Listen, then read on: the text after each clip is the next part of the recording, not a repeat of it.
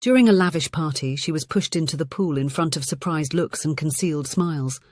Soaked, she tried to regain her composure while hastily drying off, trying to understand the reason for the humiliation.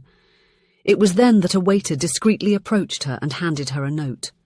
The handwritten words were clear and urgent. "You need to leave this place." From that moment on, everything changed.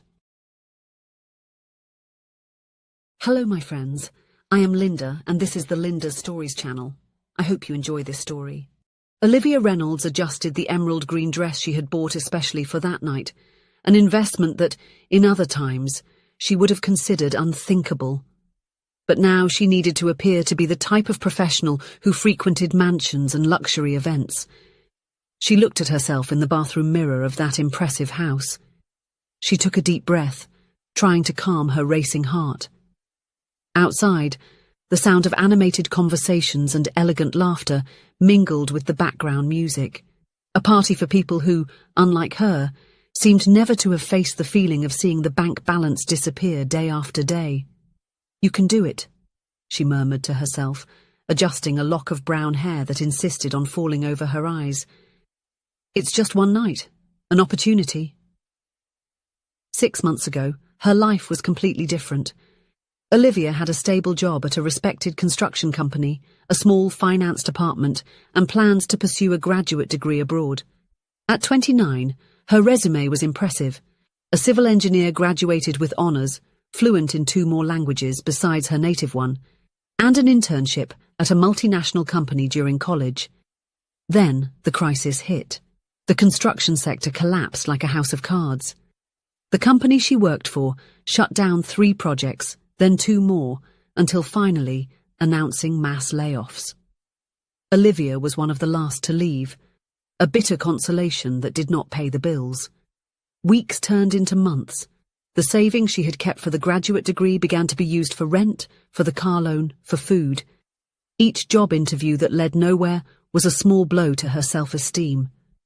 That's when Tristan Montgomery appeared, a contact through a professional social network. An impeccable profile, director of a development company, MBA abroad, photos at important events. The message said that he was impressed with your resume and needed someone for a high-standard private project. "Something more discreet," he explained at the first meeting, in a sophisticated cafe. "A demanding client who prefers to keep the project out of the spotlight for now.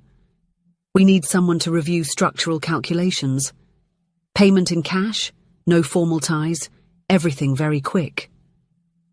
Olivia felt an internal alert, but Tristan seemed so professional, so well connected, and the proposal was tempting.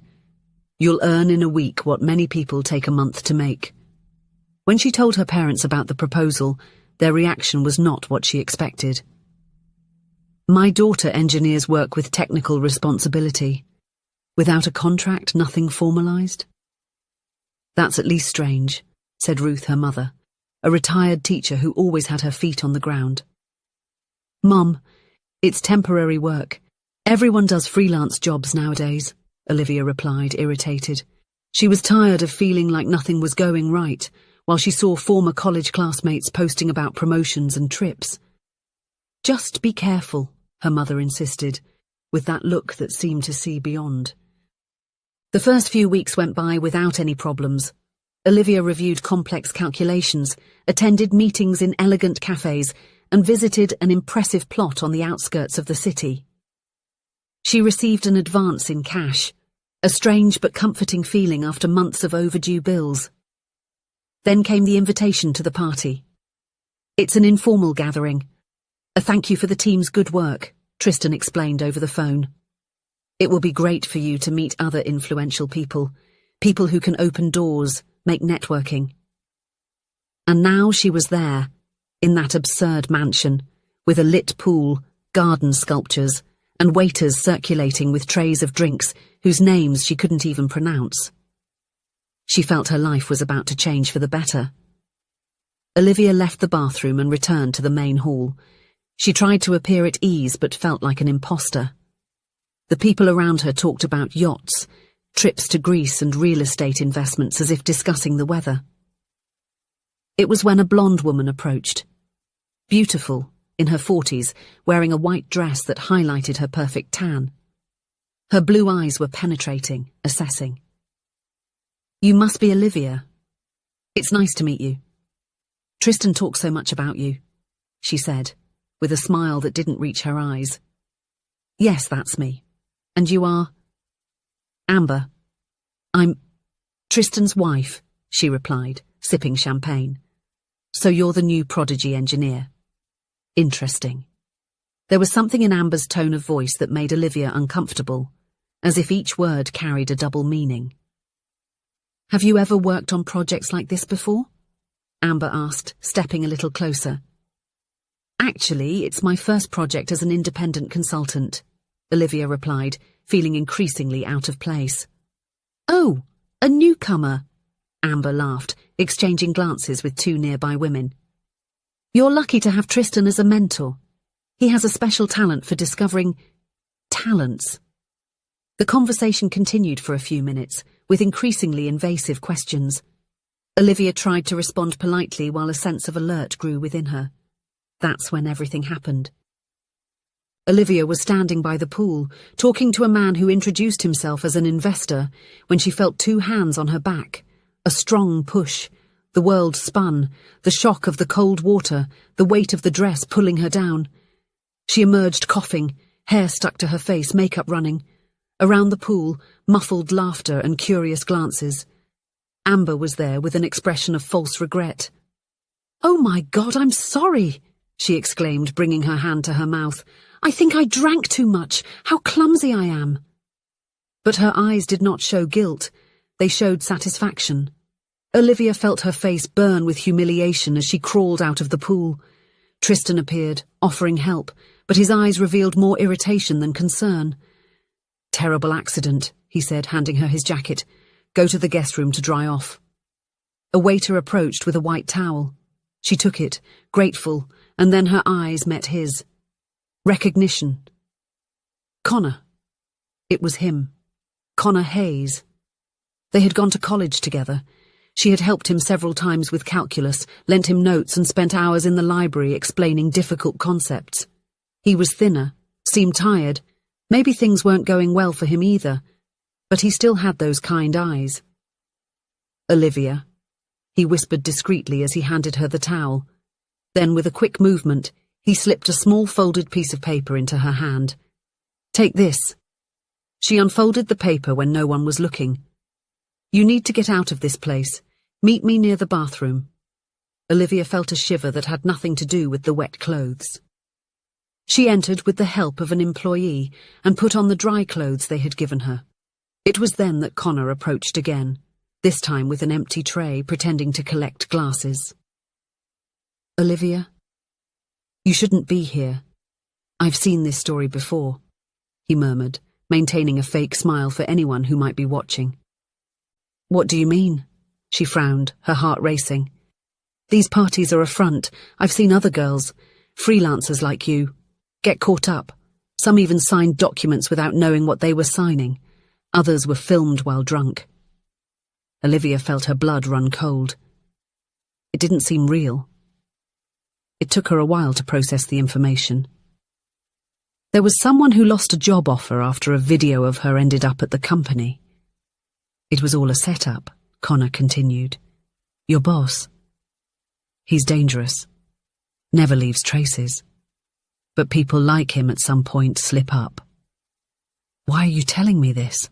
Olivia asked, her voice trembling. Connor hesitated. "Because you helped me when no one else would. And because I've seen people get destroyed here. I don't want you to be the next one." At that moment, Olivia saw Tristan walking towards her, broad smile, champagne glass in hand. Beside him, an older man in an impeccable suit was watching her with interest. "I need to go," Connor whispered, quickly stepping away. Olivia didn't wait to find out what would happen next. With her heart pounding, she grabbed her wet purse and quickly walked to the exit. She ignored Tristan calling her name. She ignored the stares. She left barefoot, holding her heels in her hand, running through the garden until she reached the street. That night, in her small apartment, Olivia couldn't sleep. She thought about everything that had happened, about the proposal too perfect to be true, about the signs she ignored, about her mother's warning. The next morning she blocked Tristan's number. She deleted the emails. She burned the business card he had given her. Without a signed contract, without anything official, it was as if she had never worked with him. The following weeks were difficult. She lived in constant anxiety, double-checking if the door was locked, starting at every call from an unknown number. She felt ashamed for having been so naive, so desperate that she ignored all the warning signs. She went back to job hunting, taking on small project review tasks. She temporarily moved back in with her parents to save money. 2 months later, she saw on the news, engineer arrested on charges of fraud and serial harassment. Scheme involved informal hiring of professionals and blackmail with videos recorded at parties. The photo of Tristan featured in the report. Along with him, a complicit lawyer and 2 employees who helped with the company facade were arrested. The evidence emerged when one of the victims found the courage to report it. Olivia later discovered that her name appeared in emails and message exchanges found on Tristan's computer. Since she hadn't signed documents or participated in more events, she was considered only a witness in the case. She still had Connor's number saved. When she called, his voice on the other end sounded surprised but relieved. Olivia? Yes, it's me. She took a deep breath before continuing. I just wanted to thank you. If it weren't for you that night, I don't know what would have happened. He laughed softly, a tired but genuine sound. I'm glad you're okay, really. The conversation flowed, and she learned that he was also struggling. He worked as a waiter at events at night. A friend recommended me. It helps pay the bills. And took on some freelance engineering gigs when they came up. Nothing illegal, just small projects, but it's hard to compete with those who agree to work for almost nothing. Olivia felt a lump in her throat. It wasn't just her. The crisis had hit everyone, each person getting by as best they could. Connor, who had always been so smart in college, now split his time between trays of canapes and structural calculation spreadsheets. We'll figure it out, he said, as if reading her thoughts. Things will get better in time. The conversation continued, and from there, a renewed friendship was born. Olivia returned to teaching as a tutor in a technical course. It was hard to rebuild confidence in herself and in the job market, but something had changed within her. She learned to listen more to the signs, not to stay silent when something seemed wrong. 2 months after the incident, Olivia turned down a job offer that, in the past, she would have accepted without a second thought. It paid well, and the contract seemed advantageous, but there was something about how everything was too urgent, too easy, that raised a red flag. And this time, she listened. Funny how now I see things more clearly, she said to Connor, as they took a coffee break in their new temporary jobs. Before, if a shiny opportunity appeared in front of me, I would run towards it. Now, I think twice, 3 times, if needed. Connor smiled, stirring the cup with a spoon. And that financial vulnerability can push us toward dangerous decisions. But there is always a more dignified way out, even if it takes longer to appear. Both were in more modest positions than they imagined at that point in their lives. Freelancers, short contracts, tight salaries. But there was something different now, a clear conscience. And this, they learned, was the kind of peace that wasn't negotiable. A year after the incident at the pool, Olivia finally got a job at a smaller construction company, but with values that aligned with hers. She didn't earn as much as she had imagined years ago, but she slept with a clear conscience. On a Sunday afternoon while having lunch with her parents, her mother remarked, "Do you remember when you got upset with me for questioning that project?" Olivia smiled, a bit embarrassed. "I remember. I was so desperate that I didn't want to listen." Ruth took her daughter's hand in hers. "Sometimes, my daughter, the hardest path is the safest one. And not every opportunity that seems good is worth the price it demands. Olivia nodded, looking at the horizon. She thought about how close she had been to becoming another victim, about how a small note and a friendly voice changed the course of her story. Life had taught her a valuable lesson. Character is tested when no one is watching. Only you know if you will leave or stay. And she had chosen to leave. Not just the mansion that night, but a cycle of despair that could have led her down much darker paths. Sometimes, Olivia thought, the most dangerous pool is not the one we are pushed into, but the one we jump into with our eyes closed, ignoring all the warnings. If you enjoyed the story, please leave a comment with a rating from 1 to 5 to show how much you liked it. Also, watch the video that is now appearing on your screen. See you soon.